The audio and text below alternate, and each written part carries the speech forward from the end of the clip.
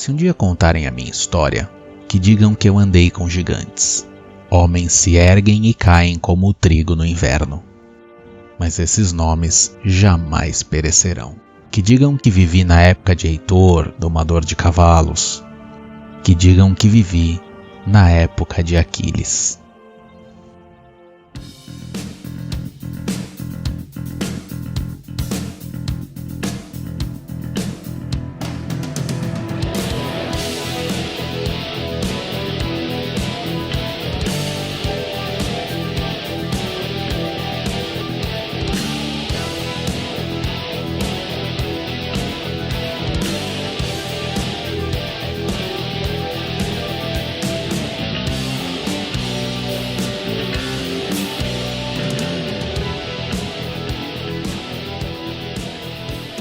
Os deuses se definem numa oposição aos homens. Quer dizer, deuses são princípios celestes, sem velhice, sem mortalidade, eternos e não estão sujeitos ao tempo. Afinal, o mito mostra que Zeus vence Cronos, os deuses se livram do subjugo do tempo. Os deuses não estão sujeitos à divindade temporal, não estão sujeitos aos disparates caprichosos da astúcia do tempo. Ao mesmo tempo, os homens são seres terrenos, mortais e falhos, e estão ligados a esta ideia cronológica. É aí que surge a nossa ideia de virtude. O areté grego é o mais alto ideal cavalheiresco, uma conduta cortesã e heróica que está ligado a um dever e a um devir, simplesmente porque estes homens têm alguma reverência à ancestralidade divina que eles apresentam, ou que nós vamos chamar de aristoi, que quer dizer, de algum modo, os filhos dos deuses, os filhos dos filhos, e os filhos dos filhos dos filhos carregam na sua consanguinidade algo de divino. Este algo de divino, que nós vamos chamar virtude, é uma excelência num atributo de nobreza. Ele destaca homens nobres, diferentes, distintos e poderosos dos comuns. Quero dizer, homens têm talentos e a transformação moral dessa virtude que vai ser realizada depois, ela tem base nesta distinção de uma herança divina. Quer dizer, os homens de virtude estão, de algum modo, ligados à força e destreza dos guerreiros e a um heroísmo que reverencia uma minoria possuidora deste areté, que se destaca do demos. Quer dizer, nós temos aí o areté versus demos, que é o que vai posteriormente dar uma ideia de aristocracia e democracia, porque é o governo do povo e o governo dos notáveis, precisa ser uma manifestação de virtude, de habilidade e força descomunal e, sobretudo, distinta daqueles que são comuns. E nisso os heróis vão se sobressair, sobretudo na luta e no combate, né? As justas cavalheirescas da aristocracia grega que se segue até então, ela vai mostrar isso daí.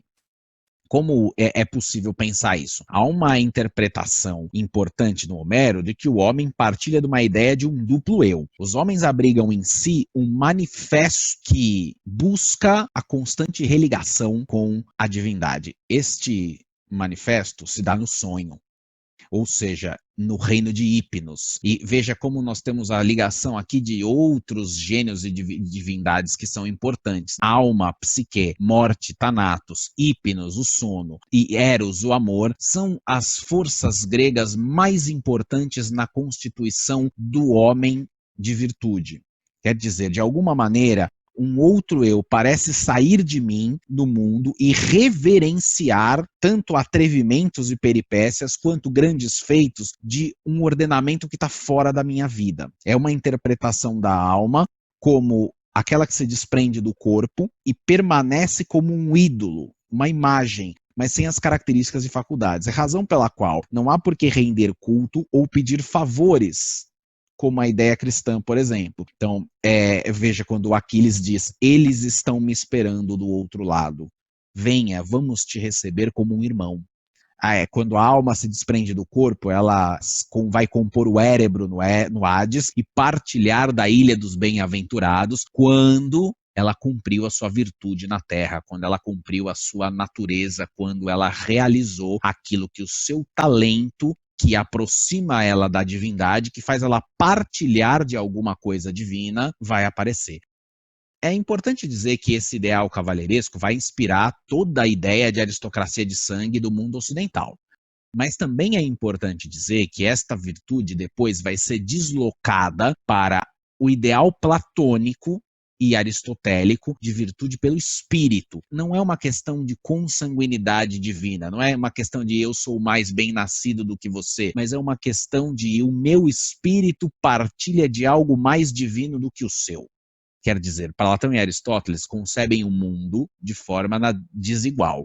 E como os seus escritos ratificam, toda a ideia de uma desigualdade é compensada na ordem humana pelos defeitos uns dos outros. Isso significa que a minha virtude compensa a falta da virtude alheia e a virtude alheia compensa do outro, que é uma ideia que, por exemplo, está presente lá na falange espartana contra os persas na Termópilas, está presente na falange macedônia contra os persas na invasão de Alexandre o Grande e vai estar presente depois no ordenamento de todo o Império Romano. Essa necessidade de compensar a ausência, a privação que Aristóteles diz que não é virtude, do outro, o não ser, porque eu tenho uma coisa que o outro não tem. E devemos viver bem com isso, porque cada um de nós tem o seu lugar no ordenamento cósmico. O que significa que reverenciar desta virtude, de certa forma, há uma humanização dos deuses no afastamento do medo da morte, porque há um mundo luminoso em que você vai encontrar exaltação da vida presente nos seus valores, porque representa um processo de racionalização de que aqueles homens que foram mais virtuosos no mundo não podem ser menos recompensados do que aqueles que não cumpriram seu papel no cosmos. É uma coisa que Heráclito vai chamar Zeus de razão universal. Há uma laicização da cultura que conduziria uma abertura necessária para a visão filosófica científica. É esta possibilidade de viver uma virtude e que o arbítrio do capricho dos deuses não pode destruir a ordem, vai dar uma pequena abertura para pensarmos este mundo filosófico e técnico-científico. Os gregos constantemente retornavam às epopeias em busca de modelos poéticos, né? E os temas dos personagens são usados como recurso argumentativo, sobretudo quando você diz de grandes homens, né? Aquiles, Héracles, Teseu, Perseu, e todos esses heróis, eles vão ter grandes traços humanos e grandes traços divinos. E é claro que as tragédias vão fazer questão de demonstrar o quanto eles podem falhar quando eles são excessivamente humanos ou quando eles anseiam romper a ordem universal das coisas. E nesse sentido, por exemplo, nós temos o mito de Belerofonte, de Aquiles, de Héracles, homens que desafiam a sua natureza e acham que podem ser mais do que podem. E esse é um ponto fundamental na discussão da virtude.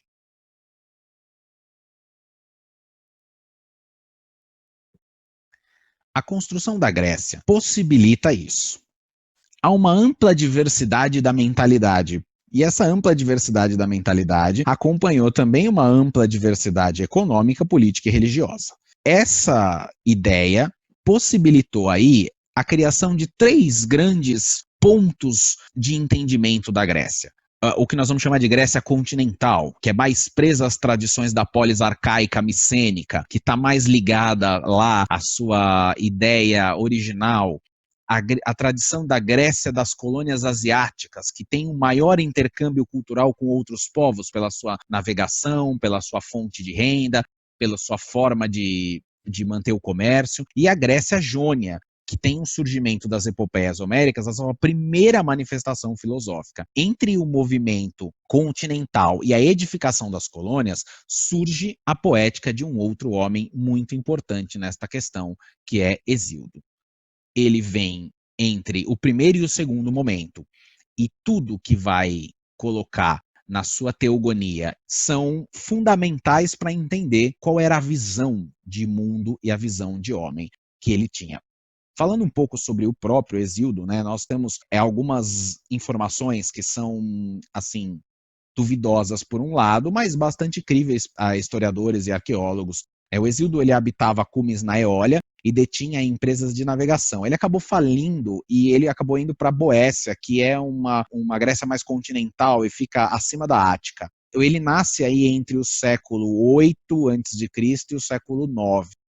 E dedica-se ao campesinato. Ele tem uma briga com seu irmão, que vai ser a partilha da herança de um problema, e é o tema da sua grande obra. E, na verdade, os Trabalhos e os Dias, ele retrata muito disso que foi falado aqui, porque ele acaba sendo um pouco autobiográfico, é uma epopeia um pouco autobiográfica e um tanto soberba, né? Ele é um personagem importante. O Hesíodo traz a aparição subjetiva na literatura, apesar disso. Então, o poeta deixa de ser um instrumento das musas inspiradoras para assinar o poema. As discussões da epopeia do Homero partilhavam lá de pessoas que achavam que ele nem tinha existido. No Hesíodo você não tem essa discussão, porque ele existe dentro do poema. Então ele assina o poema e ele existe no poema. Não é mais um veículo anonimato, é um veículo de instrumento dos deuses. Ele é parte importante no roteiro, ele é personagem na Teogonia e ele é personagem nos Trabalhos e os Dias. Ele traça uma genealogia sobre a criação divina a partir da sua subjetividade. O que significa,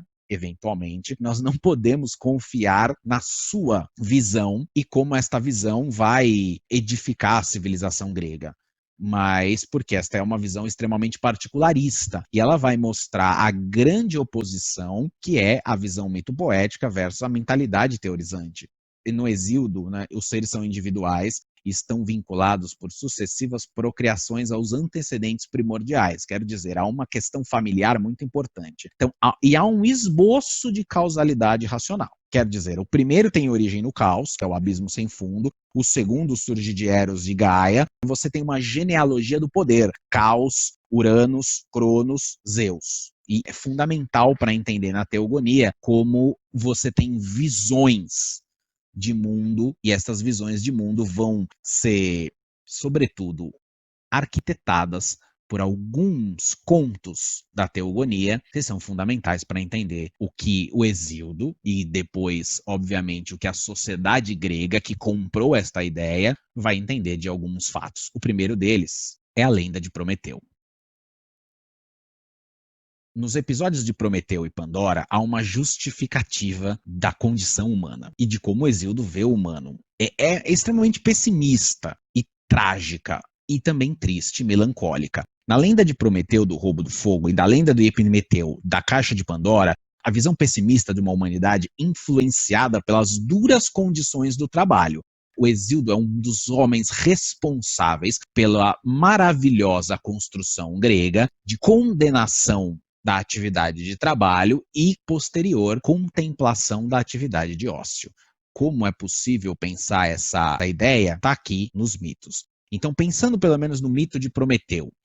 O Prometeu foi um titã que lutou ao lado de Zeus na guerra contra Cronos, traiu sua linhagem titânica e se juntou aos deuses do Olimpo e ficou ao lado de Zeus. O problema é que o Prometeu vai, num certo momento, achar que a divindade não podia ficar sozinha no mundo. E aí ele vai criar do barro pequenos seres.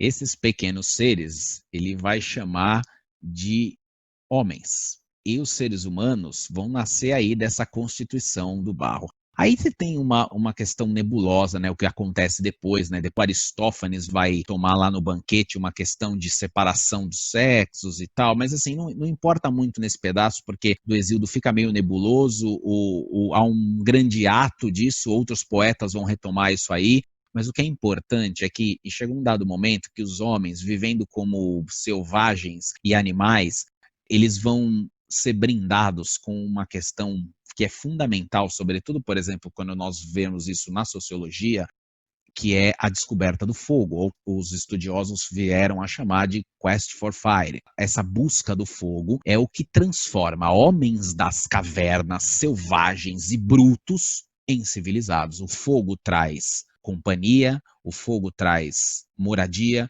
o fogo traz comida, o fogo espanta as feras. O fogo é instrumento humano. O único animal na face da terra a dominar o fogo é o homem. Só que o fogo não vem da natureza. É claro que a ciência vai nos dizer, por exemplo, que o mito de Prometeu é, na verdade, uma analogia, né, ao verdadeiro descoberta do fogo. Qual é a verdadeira descoberta do fogo? Um raio cai numa árvore seca e ela pega fogo e os homens passam a ver como que aquilo funciona. Claro que eles devem ter tido experiências traumáticas com o fogo, devem ter se queimado, devem ter matado um coleguinha, e devem ter feito outras barbaridades com o fogo, né? Botado fogo numa floresta inteira, enfim, não dá para imaginar também, porque o cérebro do homem primitivo era muito diferente, mas é com o fogo e com aprender a dominar o fogo que os homens vão começar a fazer coisas inimagináveis até então. E essa questão do raio cai na árvore seca e incendeia, ela é a imagem de Prometeu roubando de Zeus o fogo do Olimpo e dando aos homens. Bom, Prometeu, quando ele rouba o fogo do Olimpo, dá aos homens uma possibilidade de compartilhar a divindade. E é claro que Zeus achou isso aí um absurdo, e por isso acorrentou Prometeu num monte, preso lá pelos poderes divinos de Zeus, e todas as noites um abutre monstruoso ia para devorar o seu fígado, que se regenerava durante o dia para ser devorado de noite. Então, Prometeu foi condenado por uma danação eterna por ter dado esta condição aos homens.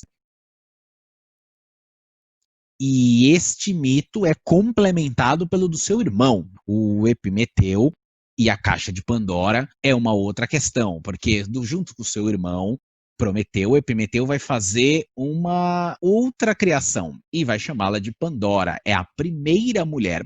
E aqui está uma visão extremamente preconceituosa e agressiva do Hesíodo sobre a mulher, que vai acabar criando uma dinâmica, sobretudo em Atenas, toda a sua liga de Delos, de uma inferioridade da mulher perante ao homem. Isso aqui já está lá no Hesíodo, numa missão política, né? A mulher vai ser responsável pela abertura do problema, né? Então o Hesíodo cria uma visão negativa da mulher. Ela é encarnada na pele da bela Pandora, claro, mas veja, nas palavras dele, raça maldita de mulheres, terrível flagelo instalado no meio dos homens mortais. Então a mulher é a mais bela e de uma boca a ser sustentada, nega-se a nobreza atribuída. Ele está dizendo que aquilo que o Homero diz da virtude e que não faz distinção, porque, por exemplo, no Homero você tem Atalanta, você tem Helena, você tem mulheres que partilham da virtude. No Hesíodo você não tem. Isso há um pessimismo monstruoso e que vai ser muito bem aceito por uma sociedade feita de homens, né? Como, por exemplo, é a antiga e arcaica Atenas. Platão, por exemplo, vai criticar muito esta ideia de uma desigualdade entre homens e mulheres, vai dizer que não há razão teorizante para que se pense em desigualdade entre homens e mulheres e que o sexo não é determinante para isso, mas é claro que os homens de Atenas não vão escutá-lo, tal como não escutaram seu mestre Sócrates. O que diz o mito de Epimeteu e a caixa de Pandora? É Zeus, ardiloso e astuto, como o Vernon já tinha colocado, né, a astúcia que Zeus absorve, o torna o grande representante desta virtude. Né? Por isso Maquiavel vai louvar tanto a questão da astúcia, de uma inteligência prática. Né? Essa astúcia é fundamental. Prometeu, já punido, Epimeteu ficando com a Pandora, e Zeus vai entregar a ela uma ânfora.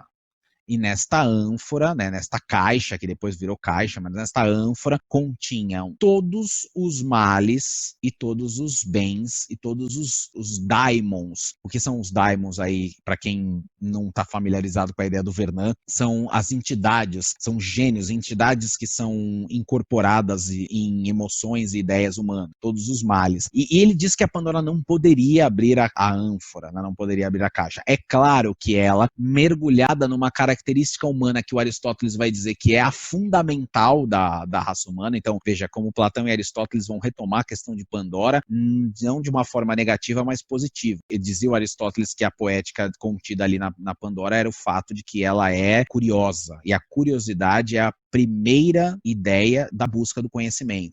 É claro que esta curiosidade não pode ser irresponsável, que é o caso da Pandora, mas é por isso que ele vai escrever depois um tratado de ética para pensar como a racionalidade da escolha pode ser condicionada a ter conhecimento prévio e não dar tiros no escuro, como abrir uma ânfora que você não sabe o que tem dentro. aberta a ânfora, todos os males se espalham pelo mundo e só um deles fica lá, que é a esperança. E é por isso que nós temos a expressão a esperança é a última que morre, é porque ela é fundamentalmente a emoção humana mais valorosa e aquela que nunca abandona o ser humano.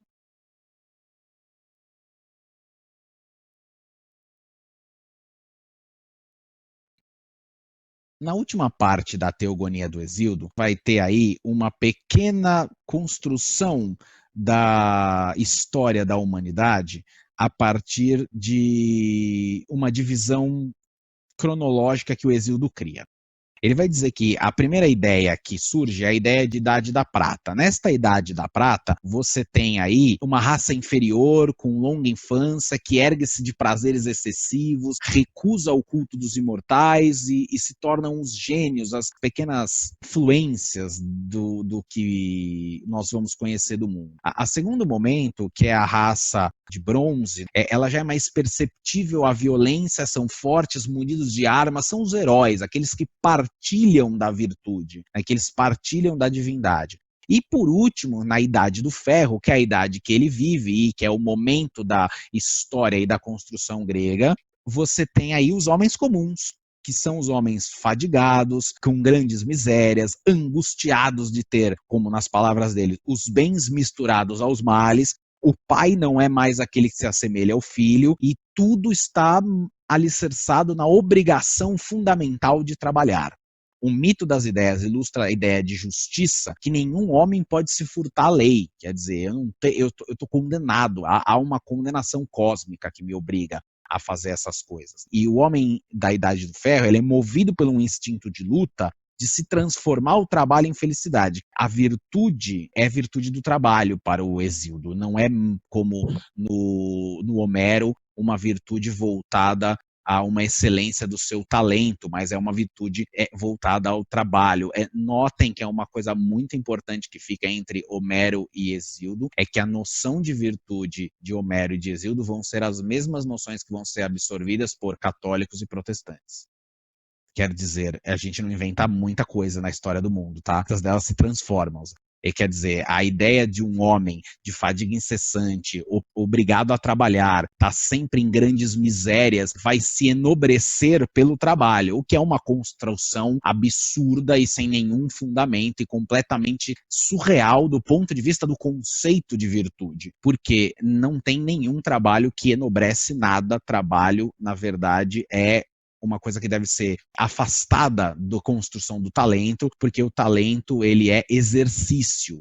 Quer dizer, por isso que na nossa sociedade a gente fala de talento e fala que o cara que corre, que joga futebol, ele treina, ele não trabalha, ele se exercita. A ideia de exercício é que é exercício do talento, exercício da virtude. Não é um trabalho, porque não é para criar uma fadiga incessante e sanar misérias. Se a virtude para o Hesíodo é filha do esforço e da construção, no Homero, ela é profundamente aristocrática e na distinção. E estas questões, elas vão desembocar num panorama muito complicado e que vai deixar aberta a possibilidade com, primeiro, os pré-socráticos, depois com Platão e Aristóteles, de uma abertura a um mundo que seja neutro, tanto do ponto de vista de um esforço dos comuns, quanto de uma consanguinidade dos notáveis. Eu preciso deslocar estas coisas. Aristóteles e Platão vão deslocar o trabalho de uma questão do esforço para uma questão do bem fazer. Então, assim, eu emprego o trabalho, vamos mudar o nome, né? Porque o trabalho é o ócio, porque o trabalho, como trabalho, ele é terrível e não vai trazer nada de bom. Mas o ócio contemplativo, ou uma vida de empregar exercícios, para que esses exercícios, sim, por esforço, por domínio, vão trazer melhores bens, e a virtude que sai do sangue passa ao espírito, e eu preciso reconhecer a mim mesmo e qual é a minha virtude, e para que eu desenvolva outras virtudes, que o Aristóteles depois vai chamar de virtudes morais, que todos nós podemos desenvolver, porque para o Aristóteles a virtude pode ser aprendida. Esta virtude inata, vem do Platão e é com letra maiúscula, vai ser defendida como partilha da divindade, portanto ela é inata e ela não é criada nem ensinada.